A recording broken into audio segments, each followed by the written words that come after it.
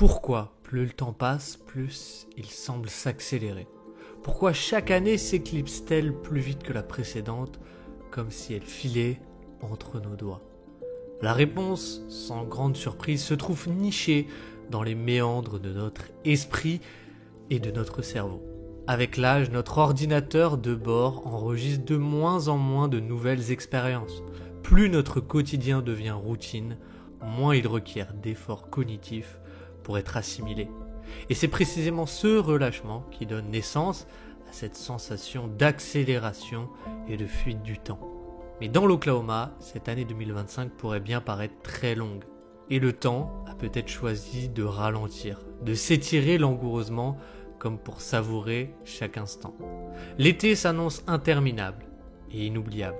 Car oui, Shai Gilgeous-Alexander, Jalen Williams, Luguentz-Dort, Isaiah Hartenstein, Alex Caruso, Chet Holmgren, Cason Wallace, Aaron Wiggins, Isaiah Joe, Jalen Williams, AJ Mitchell, Kenrich Williams, Ousmane Dieng, Dion Jones, Brandon Carlson, Alex Ducasse, Adam Flagler, Malevi Leons, Alex Reese et Nikola Topic ont gravé leur nom dans l'histoire.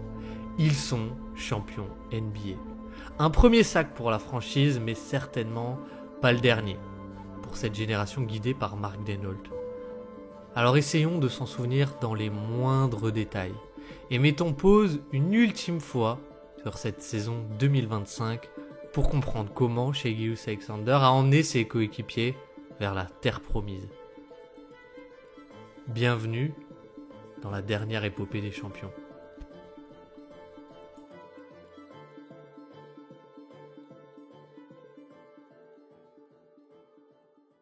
Bon, eh bien nous y voilà et ça permet aussi au Dreamcast Show de mettre un petit peu pause avant de commencer la vidéo pour vous remercier tout simplement du fond du cœur de la part d'Azad et de moi-même pour cette année exceptionnelle qu'on a vécue et qui se finit sur un match 7. Et si la vidéo vous plaît, si l'année vous a plu, eh bien je vous invite à liker cette vidéo. Ça nous fera vraiment plaisir et c'est la dernière avant je ne sais pas combien de temps. Alors profitons-en. Alors ce match, il est très intéressant pour une chose, c'est que OKC a réussi à vraiment arrêter l'attaque d'Indiana. Alors évidemment, il y a la blessure de Tyrese Haliburton qui joue, mais ce qui est intéressant, c'est les schémas déployés. Et ces schémas, c'est du switch all, mais même plus que du switch all, c'est du switch all avec Chet Holmgren. Et vous voyez là sur une des premières possessions du match, on ramène Andrew Nembhard, et là Isaiah Hartenstein il appelle le switch off ball. Pourquoi? Parce qu'il est bien plus mobile tout simplement, et là vous le voyez il se retrouve face à Andrew Nembhard, et bien ça annule tout le mouvement des Pacers, et sur le switch il a été pendant toute la série exceptionnel et il finit par contrer le Canadien ici. Et en fait ce switch all il a vraiment été l'origine d'à peu près tout. Là on a un switch all et vous avez vu Cason Wallace il passe sous l'écran. Ça frise complètement l'attaque d'Indiana, puisqu'en fait, regardez, Cason Wallace, il fait bien l'effort de passer ici, tout simplement pour couvrir le rôle d'Obi Toppin. Donc TJ McConnell, hop, il n'a pas le pull-up, il n'a pas le roll, l'attaque est complètement bloquée, il tente un renversement, Alex Caruso saute sur la ligne de passe et une interception créée. Et on a vraiment retrouvé la défense d'OKC au meilleur des moments, et j'ai envie de dire, avec un Alex Caruso qui a été fabuleux, qui a créé énormément de pertes de balles.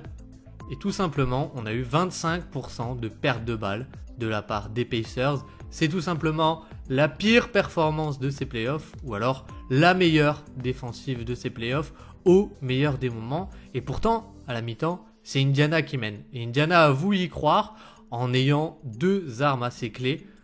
La première, c'est que face au switch all, vous voyez ici, on change, on a Cason Wallace face à Miles Turner, mais on n'a pas forcément attaqué frontalement ce switch, mais en fait, on va l'attaquer juste ici, au rebond. Parce que du coup, Miles Turner, il a le mismatch, hop, il prend le rebond, il ressort sur Aaron Nesmith, et ce qui est intéressant, c'est qu'Indiana a shooté à 50% à 3 points pendant la première mi-temps, et ça leur a permis de complètement rester dans le match, avec aussi un incroyable Andrew Nembhard et un Pascal Siakam qui apportent de la rim protection. Et cette possession, elle est absolument géniale parce qu'en fait, on va y revenir sur l'attaque d'OKC, mais le but c'était de passer le plus possible par Shai Gilgeous-Alexander. Et voilà, l'écran il est bien posé. On attaque sur un côté vide pour empêcher ces fameux stunts et donc lui ouvrir une ligne de drive. Et là regardez, Shai Gilgeous-Alexander il split le pick and roll. Il va dans l'intervalle et regardez qui est-ce qui vient en aide. C'est Andrew Nembhard. Andrew Nembhard qui était coincé dans le switch, qui vient complètement offrir de la résistance, un contest vertical splendide et qui offre le temps à Pascal Siakam de surgir. Et c'est comme ça qu'Indiana reste dans le match, avec, pour finir, ce step back qui en rappellera d'autres aux fans des Pacers. Et Indiana est devant à la mi-temps.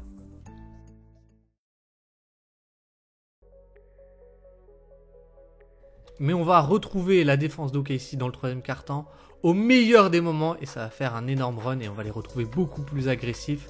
Ça commence avec Jalen Williams sur ce main à main sur côté vide d'Andrew Nembhard. Et en fait, on va les retrouver ultra agressifs avec dans un premier temps un Cason Wallace qui va beaucoup moins switcher sur TJ McConnell.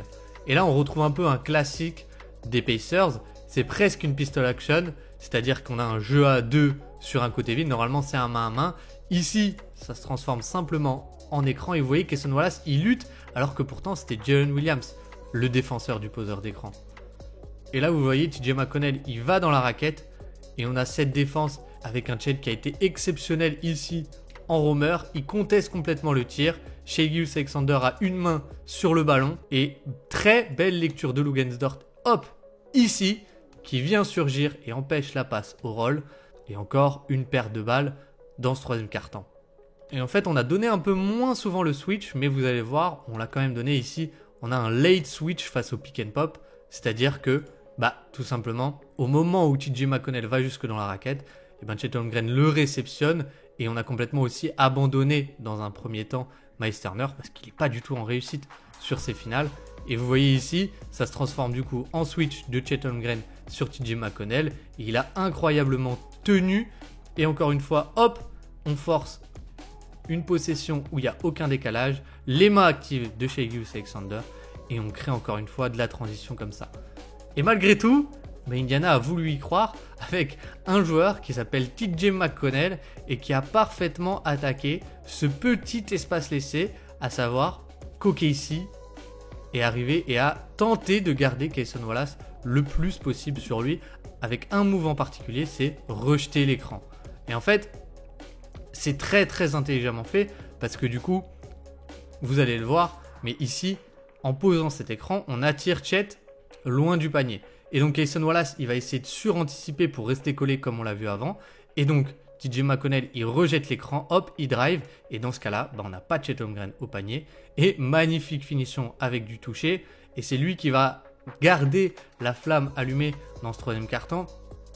Encore un exemple ici, vous voyez, hop, je rejette l'écran et je vais jusqu'au panier. Cette fois-ci, Chet Holmgren, encore une fois, il abandonne le pick and pop, mais magnifique finition du petit meneur. Un classique ici, une pistol action et une finition main gauche au-dessus de Chet Holmgren. Mais vous voyez, encore une fois, on essaie de garder Cason Wallace le plus longtemps possible sur TJ McConnell. Et donc cet écran très haut, ça lui permet de prendre ce petit angle ici.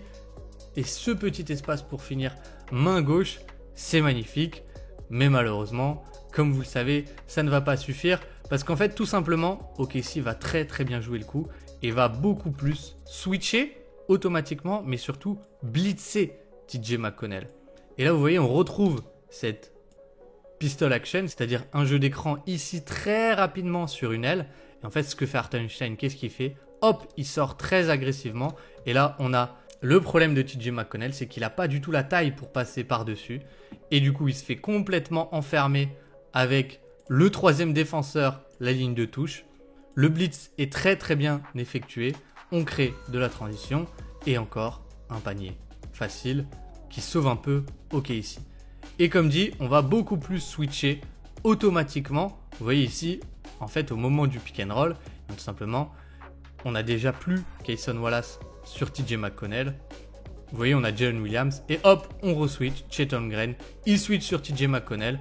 Aucun décalage, il essaye de nasher le plus possible. La bonne aide de Luguentz-Dort, un tir contesté et Chet Holmgren qui contre Aaron Nesmith, un de ses 5 contres.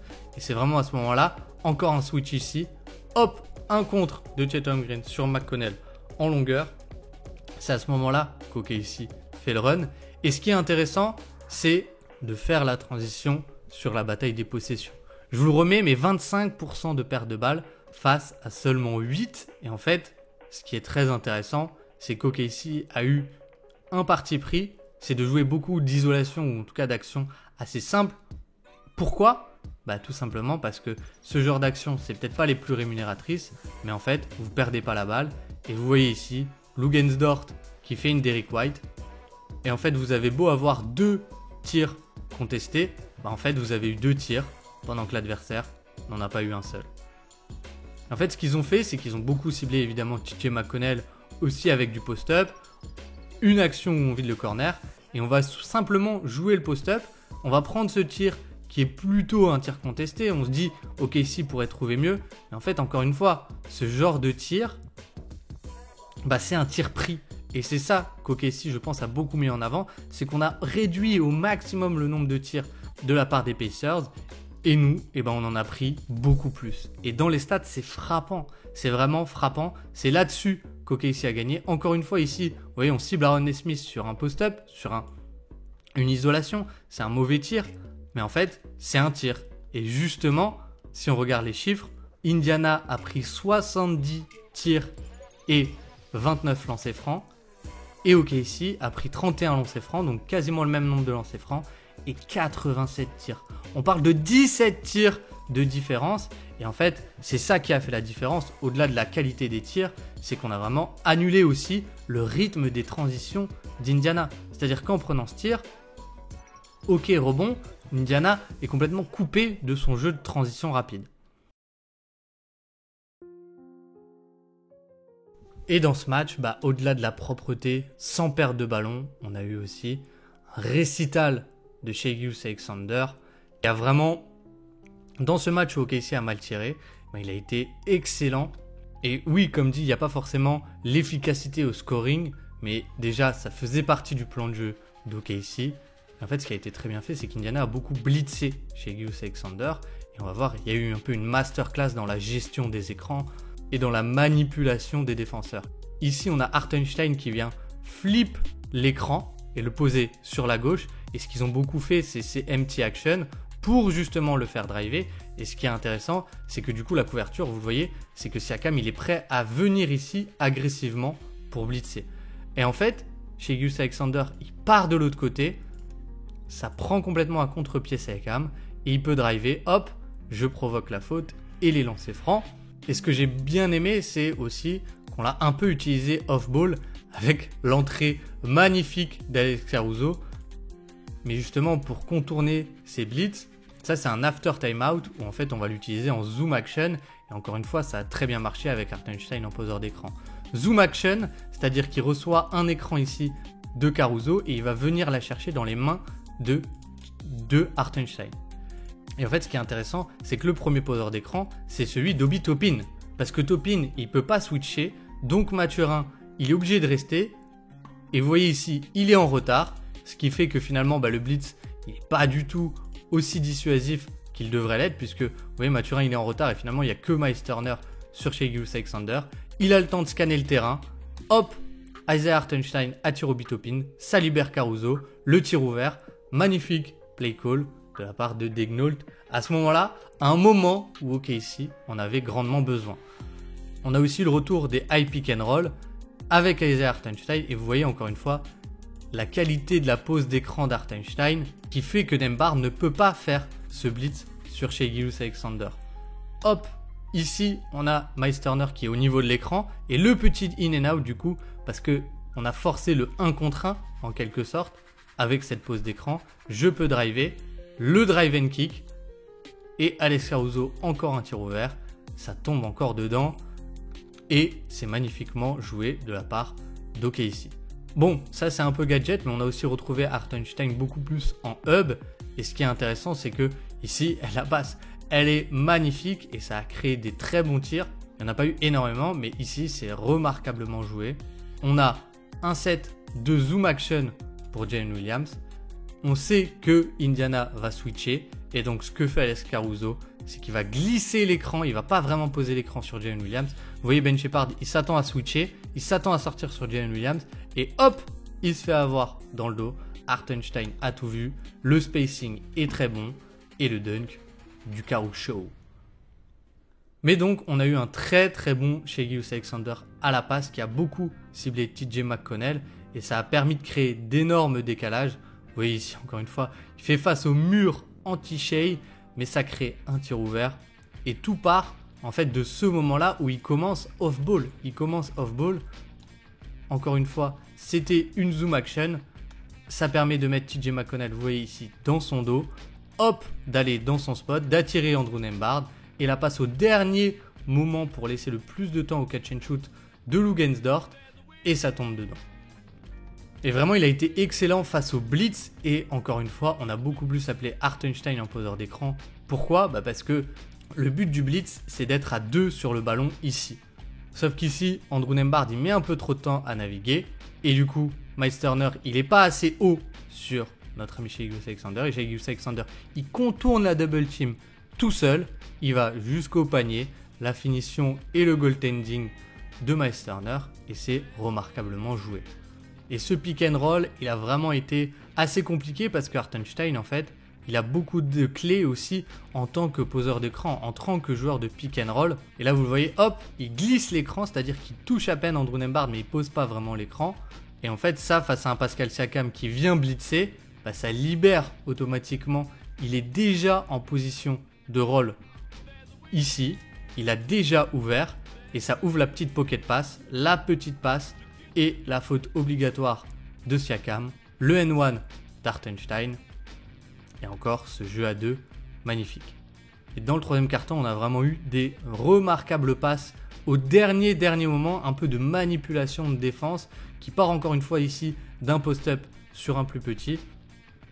Et ici, un super kick-out pour Jalen Williams, encore une fois au dernier moment pour faire bouger Pascal Siakam. Ça tombe dedans au meilleur des moments. C'est à ce moment-là qu'OKC fait le run. C'est sûr de la création de Shai Gilgeous-Alexander. Vous voyez ici, il aurait la pocket pass. Il fait pas forcément la passe, mais c'est pas grave. Il est déjà dans son spot. Le petit spin move face à Andrew Nembhard. Ça attire forcément Myles Turner. Pascal Siakam doit venir couvrir le dunker spot. Et lui, il regarde que le cercle. Il regarde que le cercle. Et forcément, ça attire la défense. Et hop, au dernier moment, le kick-out. McConnell n'a pas fait la rotation. Et c'est magnifique, tout simplement.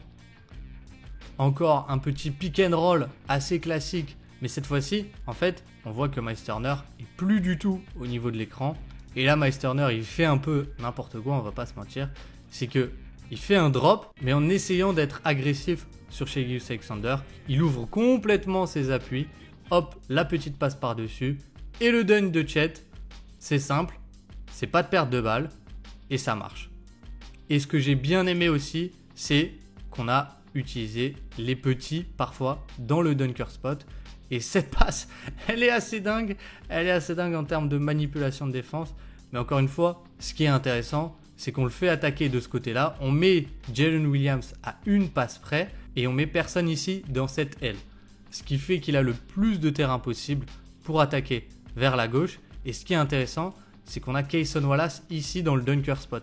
Et ça, un petit dans le dunker spot, ça fait que c'est Andrew Nembhard en aide qui est magnifique, splendide, mais qui reste petit, un peu undersize.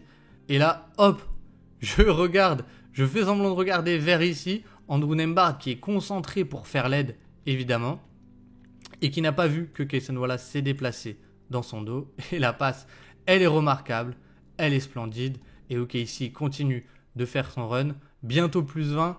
Et pour finir, on finit la série comme on l'avait commencé, avec Shai Gilgeous-Alexander qui split le pick and roll dès que Indiana n'a pas été au niveau de l'écran dans cette série. Tyrese Haliburton en parlait. Vous voyez ici McConnell sans doute épuisé. Hop, je suis pas assez agressif. Et bien Shai Gilgeous-Alexander dribble entre les jambes. Je repars, je casse la défense. Ça force l'aide de Siakam. Le petit kick-out. Et Jalen Williams qui met son 3 points. La messe est dite. Et c'est un premier titre pour le Thunder d'Oklahoma City. Bon, évidemment, on a un petit goût amer avec cette blessure de Tyrese Haliburton qui, en plus, c'est pas une blessure de 2, 3 semaines, 1 mois, 2 mois. Ça va sans doute être une saison blanche. Mais en tout cas, OKC a gagné et OKC a un peu choqué la NBA cette saison, je pense, avec leur manière de jouer, leur défense. Et c'est assez symbolique pour moi de finir avec ce match et autant de création de pertes de balles, sachant que c'est un peu leur moteur. Faire la perf dans le 100e centile sur le match du titre, c'est magnifique. En tout cas, merci du fond du cœur encore une fois à vous de nous avoir écoutés, regardés toute cette saison. Il y aura du contenu, mais sans doute plus des podcasts pendant l'été. La prochaine vidéo, ce sera peut-être en août, peut-être en septembre, je ne sais pas. En tout cas, je vous promets qu'elle vaudra la peine de revenir sur la chaîne. Merci pour cette saison. Prenez soin de vous avec ces fortes chaleurs. À très très vite. Des bisous. Ciao ciao.